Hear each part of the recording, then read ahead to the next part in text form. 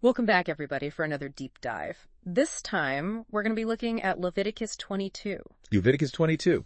And this is a section of the Bible that really gets into the details of what was acceptable and unacceptable when it came to offerings in ancient Israel. Mm-hmm. Now, most of our listeners probably aren't prepping for a sacrifice anytime soon, but I think that you'll find that this deep dive is going to be really interesting because these rules actually tell us a lot more than just what you should and shouldn't eat. Yeah. It's really a window into how people viewed the world back then and like how every little thing could have this huge spiritual meaning. Absolutely. So let's jump right in. Okay. Leviticus 22 starts off with God speaking through Moses. And he makes it super clear that treating these offerings with respect is a huge deal. Right. Like, if you mess up, you could be cut off from the community. It's a big deal. What did that actually mean? Well, it wasn't just like being physically separated. Right. It was way more than that. I see. It's like in some cultures today where they do these rituals after someone does something wrong to try to, like, restore balance. Right. So it's kind of like a spiritual equilibrium almost. Yeah, exactly. Like a disruption of the sacred order. But here's the thing that kind of blows my mind. Yeah. The list of things that could make you impure is huge. Right. Like, we're talking bodily fluids, touching dead things, even certain animals were off limits. Yeah, it seems like a lot. It's a lot of rules. It is, but you got to remember, back then, they saw everything as connected. Okay. Like, the physical and the spiritual were all intertwined. I see. So every action could affect the spiritual balance. I guess it's kind of like how we still have special places today, like churches or memorials where we're supposed to act a certain way. Absolutely. And for the priests back then, keeping things separate between the holy and the everyday, that was like a 2 number 47 job. Oh, absolutely. Can you imagine? Like, imagine you're a priest, and even brushing up against the wrong thing could mean you can't do your duties. Wow. It really shows you how devoted they had to be. That's a good point. Yeah. Okay, so speaking of priests, only certain people could actually eat the holy offerings, right? Yeah. It wasn't for just anyone. Well, who got to eat them? Well, mainly the priests and their families. Okay. And it wasn't about being exclusive or anything. It was more about, like, showing how special these meals were. So the food itself was like a symbol of their connection with God. Exactly. There's this one rule that I found really interesting. If a priest's daughter married someone outside the priestly class, she wasn't allowed to eat the holy food anymore. Oh, yeah. That's an interesting one. It almost feels unfair, doesn't it? Well, not really. It wasn't meant to be a punishment.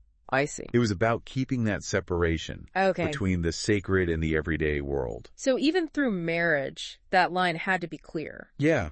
Kind of like how we have classified information today. Right. You can't just share that with anyone. That's a good analogy. Right. Okay, here's another rule that I thought was interesting. Yeah. What happened if you accidentally ate a holy offering? Oh, right. Like, you didn't mean to. Yeah. But you took a bite. Yeah, you had to pay a penalty. It's like an ancient oops tax. Well, it's not quite that simple. Okay. It really shows how much they cared about intention. I see. An accident wasn't the same as deliberately doing something wrong. So it's like they recognize that people mess up. Exactly. But those mistakes still had consequences. Right. Okay, let's talk about the animal offerings themselves. Okay. Leviticus 22 is super specific about the animals that could be offered. Mm-hmm. They had to be perfect, no blemishes, male. Perfect in every way. Was God really that picky? Well, think of it this way. Okay. Physical perfection was a symbol. Oh, okay. It represented wholeness and completeness. I see. And that reflected the respect and devotion of the person making the offering. So it wasn't about God being picky. Right. It was about humans giving their absolute best. Absolutely. It's like giving a gift. Yeah. You put thought and care into it. Now, this one really surprised me. Yeah. You couldn't sacrifice an animal and its young on the same day. Oh, yeah, that's an interesting one. Any idea why that was? It could be about animal welfare. Oh, wow. Which would have been pretty unusual back then. Yeah. Or maybe it symbolized the importance of preserving life. That makes sense. It's like a respect for the cycle of life. Exactly. There's this phrase that keeps popping up, I am the Lord who sanctifies you. What does that mean in this context? Well, sanctification basically means being set apart for a holy purpose. So it's like these rules, they weren't just random restrictions. No, they were about elevating the Israelites. I see. Making them distinct, right? And showing that they were worthy of their covenant with God. So it was about way more than just following rules. Absolutely. It was about becoming a people who reflected God's holiness in every part of their lives. Exactly. It's like they were trying to make holiness a part of everyday life. Yeah, it's like how we might have certain things that are special to us. Right. Even if they're not like religiously holy, we still treat them with care and respect because they represent something important. Yeah, and speaking of that, Leviticus 22 also talks about the importance of intention. Oh, yeah. Especially with the different types of offerings. Okay. Like there are votive offerings and free will offerings. What's the difference? So a votive offering that came from a vow. Okay. Like a promise someone made to God. Usually when they needed something, right? Right. Often during a tough time. So it was like an obligation, to follow through on that promise. But a free will offering, that's different. Totally different. Okay. A free will offering was spontaneous. Okay. It was all about expressing gratitude and devotion. So it's like one is a contract and the other one is a gift. Perfect analogy. And this idea, intention, it's like it shows up again when they talk about the condition of the animals for the offerings. Oh, absolutely. I mean, some of those details seem pretty intense. They do. Like, did it really matter if the animal's tail was a little crooked? Well, to them it did. Okay. Let's remember how we talked about outward appearance reflecting inner stuff. Right. So for a votive offering, where you're fulfilling a serious vow, the animal had to be totally perfect. No blemishes, nothing. Exactly. It's like they were saying, look, God, I'm not messing around here. Yeah, like I'm giving you my very best. To show how much this promise means. Exactly. Now, free will offerings were a bit more relaxed, right? Yeah, a little bit. Like, if the animal had a minor imperfection. Yeah, like a leg that was a bit too long or something. That could still be okay. But why the difference? I think it goes back to intention. Okay. A votive offering Yeah. was tied to that specific vow. Right. The perfect animal showed how serious that commitment was. Yeah. But a free will offering, that was pure gratitude. Right. So those little imperfections didn't really matter. So the heart was what mattered most. Exactly. Okay, so Leviticus 22 also talks about offerings from foreigners.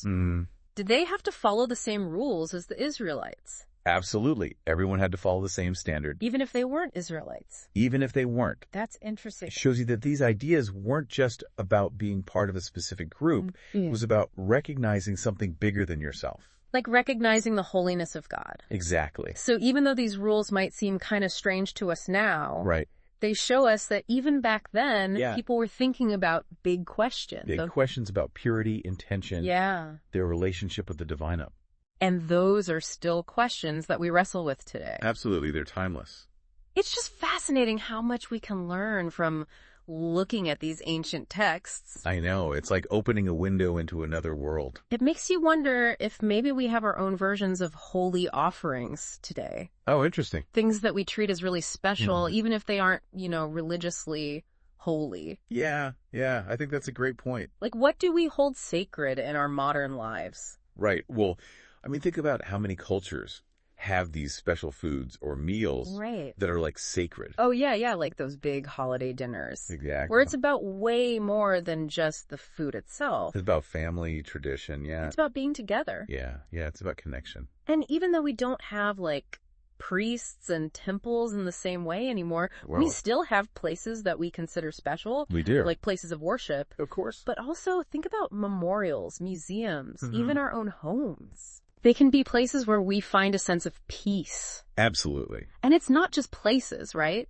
It's objects, too. Oh, yeah. Things that have sentimental value. Like family heirlooms. Yeah, things we take really good care of. Yeah, we display them, we pass them down. It's like they're our own personal holy offerings. Exactly. And what about those things that we can't even touch? Oh, you mean like... Like our values, our beliefs. Our principles, yeah. The things that really guide our lives. Those are sacred, too, aren't they? I think so. It's like we offer our time, our energy. Our commitment. Yeah, to something bigger than ourselves. To something that matters. It's amazing to me how these ancient rules about food and sacrifices can make us think about such big questions. It's true. It's really fascinating. What do we value? Right. What do we consider sacred? And how do we connect with something beyond ourselves? Exactly. I think that's a really important question for all of us to consider. So as we finish up our deep dive into Leviticus 22, I want to leave you with this thought. Okay. What are the holy offerings in your own life? What do you treat with reverence? And how do they shape the way you see the world? It's something to think about. It really is. Thanks for joining us for another deep dive. Thanks, everyone.